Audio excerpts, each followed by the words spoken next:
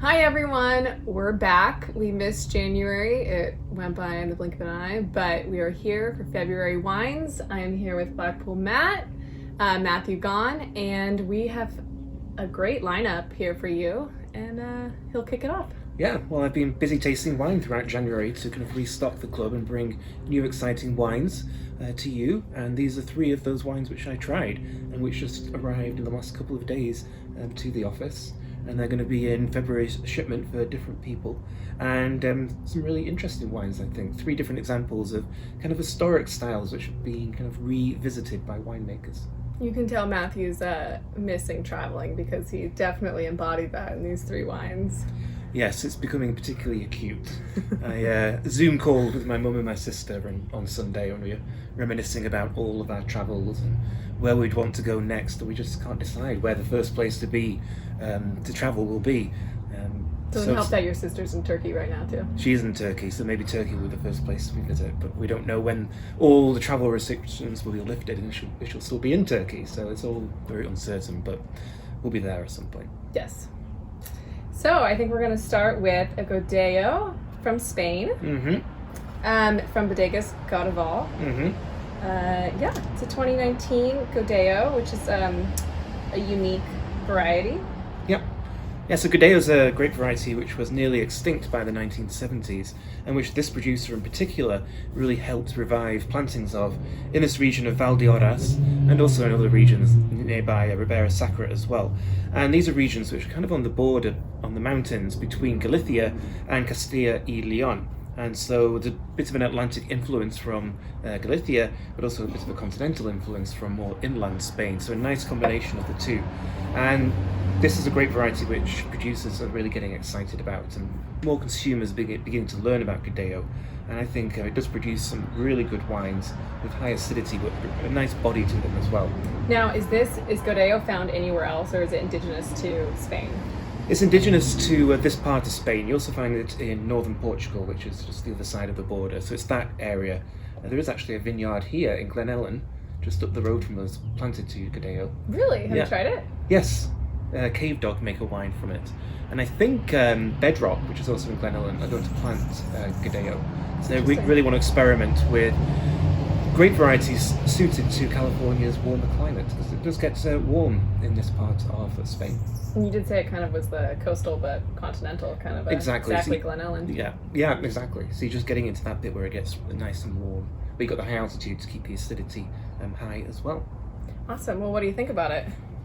I like this wine because it's really fresh, it's floral, it's pretty citrusy, but really high acidity as well. So this is, although it's February here in California and it's sunny today, this is a perfect kind of summer wine. It's kind of gearing up towards the warmer months. Yeah, definitely high acidity. I get a little bit peach and citrus. Smells good. And it's a straightforward wine. It's not like a massively rich, complicated, complex white wine. It's just immediacy to it. It's fun, but it's a nice depth to it as well. Yeah. And Galicia is a really fascinating region in Spain, partly because it's so rural and kind of old-fashioned, old school. For some reason, we've been watching a lot of Galician TV recently, which is actually fantastic. How? Well, it's all Netflix. Oh, okay. It's all about drugs and smuggling, which is what Galicia is famous for. Really? Yeah, so we just started watching another one, which is about the 1980s and the rise of cocaine smuggling to replace tobacco smuggling, which Galicia had previously been known for. And so we don't want to tarnish Galicia with a bad name. Wow. You love Galicia, don't you? I mean, you spent a lot of time there, right? I've only been there once, unfortunately, and I really like to revisit. I remember when I lived in Dublin, I was talking to a friend of mine, and she said, I'm going to Spain next week. And I thought, oh, great. She said, I've chosen completely the wrong region, because it's called the island of Spain, because it's wet, green, poor, rural, and famous for smuggling. And it is a little bit like that, but it's beautiful, and you're on the Atlantic Ocean. It is green, it is wet. But the cities of La Coruña and Santiago de Compostela are fantastic cities to visit. There's a really rich seafood culture. This is where most of the seafood and fish is caught in Spain and then transported across the country. And this is the wine, and I think most of the white wines of Galicia, which will go extremely well with seafood and fish. You also pair it with cheese, which also sounds really nice. Yes, it's a local cheese, which has that kind of richness to it. Which one did I pair with? The San Simon de Costa. And so just that acidity will cut through the richness of the cheese. It's matured for a few months. Can you find that cheese here? I'm not sure. Great. Well, any cheese. Yeah, It's not any blue cheese. Yeah, but yes, more of a harder cheese, I think. Not too hard, but slightly harder. All right. Well, for the second wine, we're going to go to Sardinia, Italy, and it's a Vermentino from Vignerata. Yep. Yes, for some reason, one of the trips I was really reminiscing about recently was going to Corsica and Sardinia about 15 years ago. And I read your blog and I wanted to go there. I yeah. started asking and Googling about Corsica. Yes, so on my website, on my blog, I blogged about Vermentino because I've tried some different examples recently which have been really, really good. One here from California and this one from Sardinia. I got into the wine club. And Sardinia is just it's fascinating histories. And my blog is all about Vermentino, but it's also about the Mediterranean and how all these different cultures in the Mediterranean are connected, because you find Vermentino in France, in Italy, in Corsica, and in Sardinia. It has different names in each of those regions, and you kind of looking at Vermentino, you kind of draw a circle around all these Mediterranean regions which are extremely connected in their history. And I always think of these islands and the coastal regions have kind of been in their own place and not actually being part of France or being part of Italy, but with their own really rich identity and history.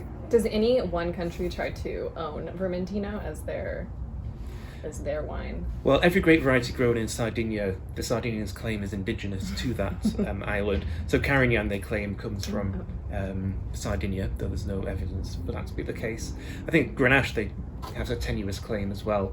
But Vermentino, they also claim. But it would seem that it's probably more Corsican, which is right next door to Sardinia. This is just a random personal question, but for WSET exams, do they ever try to confuse you guys with different names of the same wine? It depends how important the grape variety is. Okay. So you need to know that Grenache is called Garnacha in Spain. But you probably don't need to know that it's called Cananao in Sardinia. Okay. Same with Carignan, that it's called Carignana, and Mourvedre is called Monastrell. So those are really important grape varieties that you do need to know the synonyms for. But then probably with not. Yeah, but then with Malbec, which is also called Co and Auxerrois, you don't really need to know that, because Malbec is just the international name. And with Vermentino, you should know that it's called Roll in France, I think, but not necessarily that it's called Favorita in Piemonte. There you go. A lot of different Read names. the blog. Yeah. Well, what do you think of it? I really like this wine. I was really impressed by it because it has the classic kind of balance for Vermentino, which is slightly round and slightly rich, but with high acidity as well. Yeah. And the best Vermentino is generally grown by the coast, and this is the case here. It's in the northwest coast of Sardinia, which has actually quite a strong Catalan influence, kind of looking towards Spain and the Balearic Islands, whereas other parts of Sardinia are a bit more French or a bit more Italian. So there's a lot of different kind of cultural influences. And this is the new producer. They only started making wine in 2012. He was a banker, and he got bored with his job, as one can well imagine, and started studying wine on the side, and then with the support of his family set up this winery.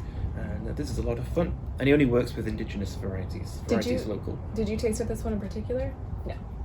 When you were in Sardinia? No, I did not, because unfortunately it's a long time ago. Yeah, that's true. Good point. Yeah, I wish I'd been back more recently, but if I do go to Sardinia, I'll make a point of visiting this producer for sure.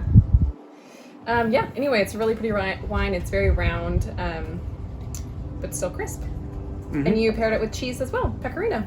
Yeah, that was a recommended pairing actually on the internet, popular in Sardinia. And pecorino cheese has that saltiness that quite a lot of cheese has, but particularly with pecorino. And Vermentino is also, I find, it does have a saline quality. Yeah. Because it's grown next to the coast, whether that's a direct or indirect influence, I don't know. But you get that nice saltiness to Vermentino, which means it pairs well with cheeses as well as with seafood. Yeah. Awesome. Yeah. And then third, California, from the producer Onward, it's a Carignan from Contra Costa. Carignan is one of my favourite grape varieties, partly because I'm a contrarian. Back in the 1970s, Carignan was the most planted grape variety in California. That is shocking. Yeah, and now it's not. Let me guess, Cabernet? Chardonnay. Yeah, Chardonnay. So more famous, more kind of standard varieties, and much more planted now. It was also the most planted grape in France by a long, long way. And that's because it has really high yields. So if you just want to make lots of wine from easy to grow fruits, then Carignan was the go-to grape variety. But if you wanted to produce quality, then you would shy away from Carignan. But what it does mean that in California there's about 1,300 hectares left, and those are mostly old vines. And old vine Carignan is fantastic because you reduce yields and you get much more concentrated wines.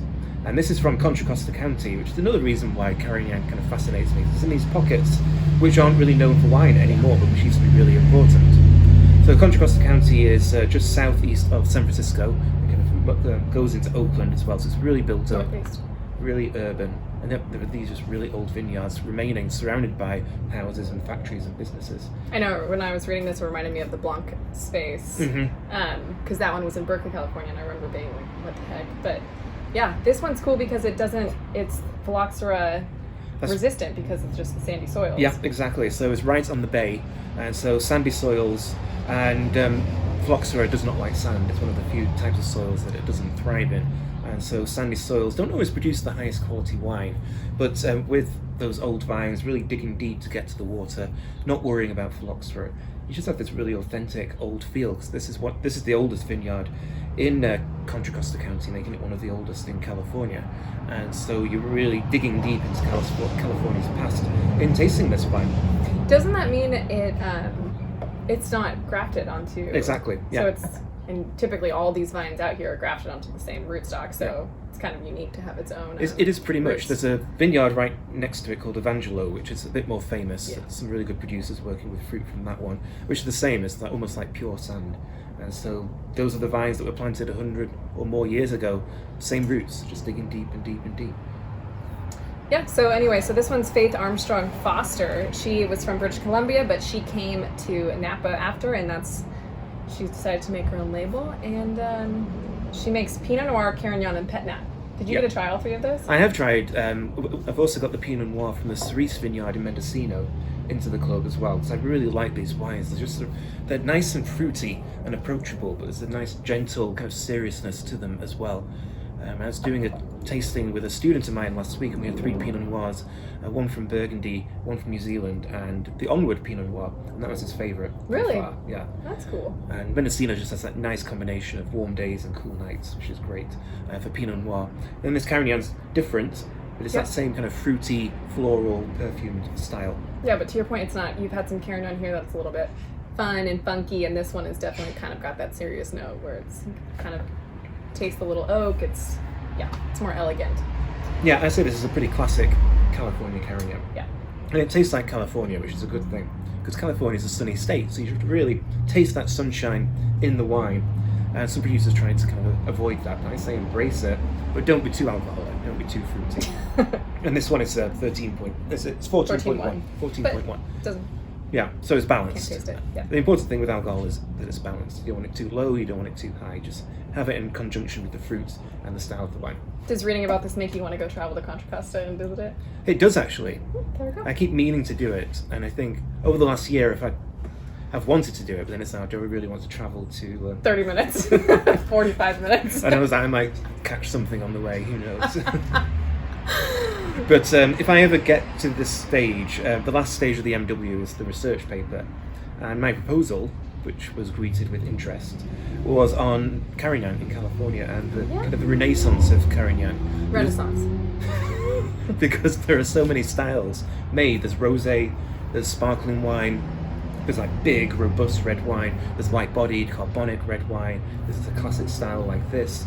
And it's a lot of producers just working with the grape variety because it's part of California's history, which producers are revisiting and kind of building towards the future by looking towards the past. And some of the wine's fantastic, but the fruit's a lot less expensive than Cabernet or Pinot, so there's a practical consideration as well.